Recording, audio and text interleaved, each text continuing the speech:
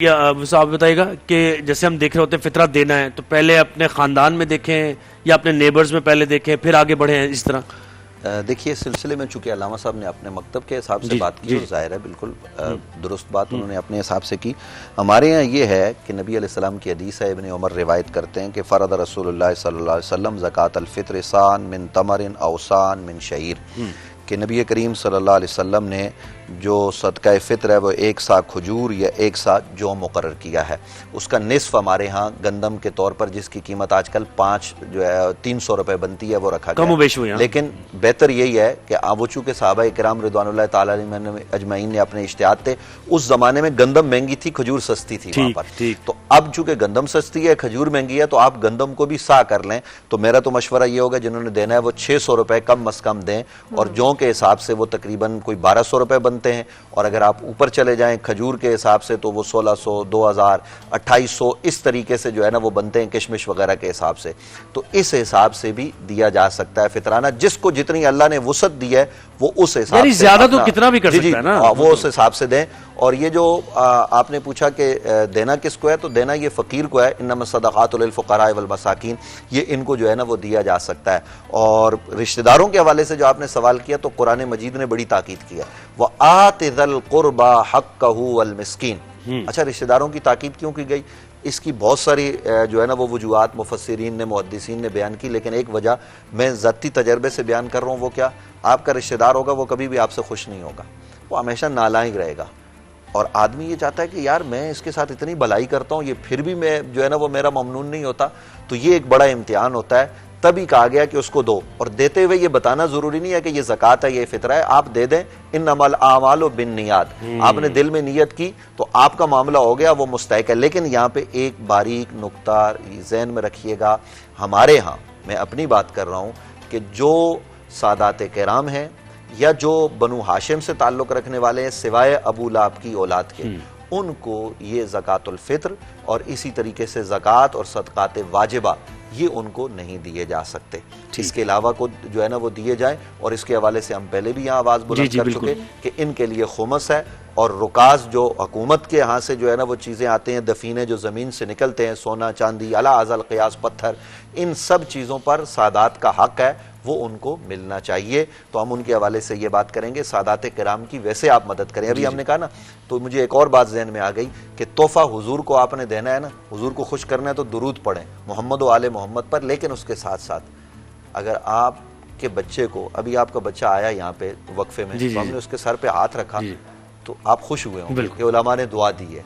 आपके बच्चे को कोई चॉकलेट देगा ना, तो आपके पास करोड़ों रुपए भी हो ना, तो आप फिर भी खुश होंगे क्योंकि मेरे बच्चे के साथ मोहब्बत की है। तो आप जरा सोचिए कि आप ईद के मौका पर, ईदी के तौर पर, सदके के तौर पर नहीं, मेल के तौर पर नहीं, आप नबी की औलाद को कुछ देंगे तो क्या बात है? सैयदा ज़हरा की निगाह करम नहीं होगी? बिल्कुल। क्या नबी अलैहिस्सलाम की आपको तवज्जो नहीं मिलेगी?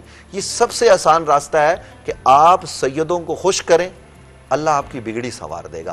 तो ईद के मौका पर जहाँ एक बात मैंने और करनी है, जहाँ आप सादात का ख्याल आपने करना है, उनको जो है ना वो शामिल करना है, वहाँ एक बात मुझे ज़रूरी करनी है। कल ईद का दिन है, सारा महीना आपको तरावी पढ़ाई है, सारा महीना आपको जो है ना वो नमाज पढ़ाई है। ईद का दिन होता है, ईद के दिन हम उन आइम्मा को, उन खुतबा को क्यों भूल जाते हैं? वो सफेद पोश है, वहाँ हाथ रुक। मैं अपनी बात नहीं कर रहा, अल्लामा साहब की बात नहीं कर रहा कि हमारे मामलात शायद और हों, लेकिन अक्सरियत जो पाकिस्तान में उलमा है ना, अक्सरियत जो मसाजिद के खुतबा हैं, उनकी सूरत हाल ये है कि वो मुस्तहिक़ ज़कात होते हैं, क्योंकि तनख्वाहें इतनी कम है। पंजाब में हुकूमत ने कहा कि हम 25,000 देंगे, अगर वो दें तो अच्छी बात है, लेकिन यहाँ सिंध में या दीगर जगहों पर नहीं। और 25,000 से क्या होता है, 50,000 से क्या होता है? तो इस मौका पर मैं नाजरीन से कहूँगा कि आप ईद वाले दिन उलमा से मिलें और उनको कुछ ना कुछ ईदी ज़रूर पेश करें। ये मेरी आपसे गुजारिश है कि वो सारा साल खिदमत दीन करते हैं। जी बिल्कुल, सारा साल करते हैं ना, तो उनके उसके एवज़ अगर आपने अल्लाह की रज़ा के लिए ईदी दे दी, सदका खैरात नहीं, तो उसमें हिसाब किताब शुरू कर देते हैं आप। हाँ, वो इतना ये कैसे ले रहे हैं, ये क्यों हो रहा है इनके। तो उलमा को आप कम अज कम, वो उलमा खास तौर पर, मैं अपने लिए नहीं कह रहा भाई मुझे भले ना दीजिए, लेकिन मैं उन उलमा की बात कर रहा हूं कि जिन बेचारों का गुजारा जो है ना वो तनख्वाह, एवरेज तनख्वाह कितनी है आपको पता है मसाजिद में? अंदाजा है? मैं आपसे पूछ रहा हूँ। नहीं, बस अब हम ये फिगर भी बताते हैं हमें जरा, वो मैं होती है कि देखिए आपको यानी आपको अंदाजा है कि कितनी है, अंदाजा है 25,000 जी, जी, बिल्कुल। 30,000 जो मुकर्रर करदा है ना हुकूमत की तरफ से, उससे भी कम, तो वो बेचारे उसमें भी गुजारा कर रहे हैं क्योंकि वो खिदमत दीन कर रहे हैं रोजाना की बुनियाद पर। तो उनका भी ख्याल करें, सादात का ख्याल करें, अपने घर में अड़ोस पड़ोस में जिस तक जो चीज जरूरी नहीं है कि सदकात ही पहुंचाएं, कोई अच्छी चीज बनाई है, खीर बनाई है, वो पहुंचा तो दीजिए। मुफ्ती साहब, अगर वो जिस आपने बताया कि कोई फकीर हो, उनको कैसे ढूंढे, नहीं आसपास हो, और ये जिस तरह हमें रोड पे लोग मिलते हैं, नहीं, उनको तो नहीं हम देना चाहते, बिल्कुल इनको नहीं तो देना फिर चाहिए। अगर कोई, अगर आपके नहीं नजर में हो आसपास, और खासतौर पे लोग जो बाहर रहते हैं उनको भी नहीं पता, तो यहाँ का भी बताएं कि हम किस तरह मुस्तहिक को देखिए ढूंढें। बहुत फितराना आसान के है। लिए। मैं तो आपको कहूंगा कि जिसको कोई नहीं मिल रहा है ना, जी। वो मदारिस है। मदारिस में जो तलबा पढ़ने के लिए आते हैं, उनका खाना पीना, उनकी तमाम तर लवाजमात कौन अदा करता है?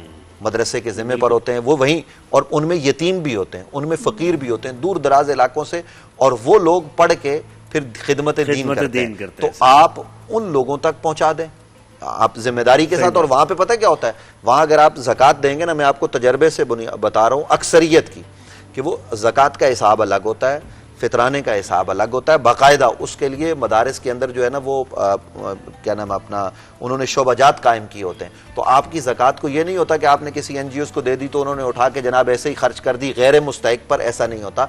वहाँ पर बाकायदा निज़ाम है, चूँकि ज़कात का पैसा आप तामीर में नहीं लगा सकते, ज़कात का पैसा आप मस्जिद की मदरसे की तामीर में नहीं लगा सकते, बिल्डिंग उससे नहीं बना सकते।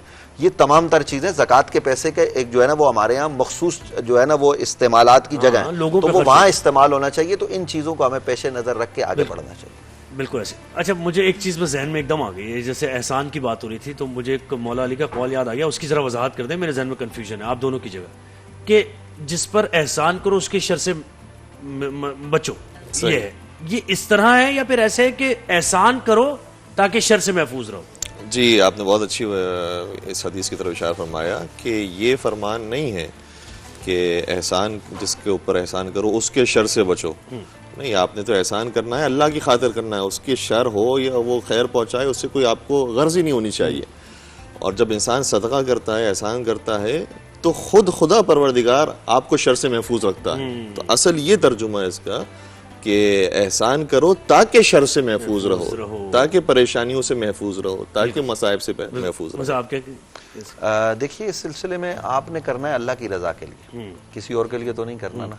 अब सामने वाले अक्सर ऐसे होते हैं एहसान फरामोश हो जाते हैं। ये तजर्बे की बुनियाद पे बात कर रहा हूँ मैं, मौला अली के हवाले से बात नहीं कर रहा।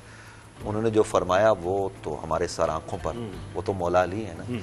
लेकिन हमें देखना ये है कि जैसे मैंने अभी रिश्तेदारों की भी बात भी की ना, आप उनको जितना मर्जी दे देना वो शिकवा को ना ही रहते हैं कि जनाब इन्होंने हमारे साथ किया क्या। हत्ता कि आजकल तो बेटा कह रहा होता बाप ने किया क्या, ये सूरत हाल है। तो हमें ये नहीं देखना कि वो एहसान फरामोश है या कौन, अगर मुस्तहिक है, रिश्तेदार है, तो हमने उसकी मदद किसके लिए करनी है? अल्लाह के लिए करनी है। और मजा ही उस मदद में है जिसमें वो मदद लेके बोले तूने किया क्या है मेरे लिए। सही बात। बहुत शुक्रिया मुफ्ती साहब, और शुक्रिया खास तौर पर अब अदा करना है क्योंकि ये महफिल तो अब कल तो नहीं लगेगी। आप लोग का भी शुक्रिया कि आपने याद किया और हमें मौका फराहम किया कि हम नाजरीन की खिदमत में आकर कुछ दीनी मसाइल को बयान कर सकें। आपके बहुत शुक्रिया। बेहतरीन शुक्रिया, हम खास तौर पर आप तमाम का शुक्रिया, नाजरीन का जिन्होंने हमें सुना, और यहाँ सेट पर आप दोनों, आपका और फिर जो पीछे पूरी टीम है। यानी हम यहाँ आते हैं तो कोई हमारे लिए कुर्सी लगाता था, उलमा को मिलते, किसी ने माइक लगाया, कोई कैमरे के जरिए हमें पहुंचा रहा है। ये कैमरामैन ये सारा साल कैमरे के पीछे होते हैं ना। तो हमारे आमिर भाई क्या करते थे आखिरी दिन, मुझे लगता है शायद आप भी करेंगे, तो इनको भी सामने लाते थे कि अब ये पूरी टीम है। तो ये क्या होता था कि उनको एक उनका शुक्रिया कि ये अच्छा, ये मैं तो उस आदमी का सबसे ज्यादा शुक्रिया अदा करता हूँ जो यहाँ पे ये इस जगह को साफ, बिल्कुल सही, सबका शुक्रिया भाई कि आपने ये खूबसूरत ट्रांसमिशन की और हमने कोई दीन की बात पहुंचाई। अल्लाह करे कि ये अल्लाह की बारगाह में ट्रांसमिशन भी कबूल हो और ये हमारी आखिरत के लिए तोशा बने। और जैसे हमारी बहन ने कहा ना शुरू में कि हम कंटिन्यू कैसे रखें, तो मैं कहूँगा कि अल्लाह करे कि आप इसी तरीके से सारा साल, और हमारी दुआ और इंशाअल्लाह आप कंटिन्यू करेंगी, आप नमाज की वैसे भी पाबंदी करती होगी और इंशाल्लाह आप मजीद जज्बे के साथ, तो इंशाल्लाह जब अगले साल हम मिलेंगे तो आपको हम इंशाल्लाह किताबें भी पहुंचाएंगे। आपने बहुत सारी किताबें भी पढ़ ली होंगी। फैसल भाई जब हमारे साथ पहली दफा आए थे ना, फैसल कुरैशी साहब, तो वो परेशान हो गए, यार इतने बड़े बड़े मौलवियों के साथ, तो हमने उनको किताबें दी। अल्हम्दुलिल्लाह आज फैसल भाई कैसे बोल रहे हैं आप, माशाल्लाह। मुझे तो बहुत खुशी हुई जब आपने पहले दिन अरबी इबारत पढ़ी, मैंने आपको सुना। तो अल्लाह ताला आपके इन जज्बों को सलामत रखे और इंशाल्लाह हमारी बहन भी अगले साल अरबी इबारत भी पढ़ रही होंगी इंशाल्लाह। बहुत शुक्रिया।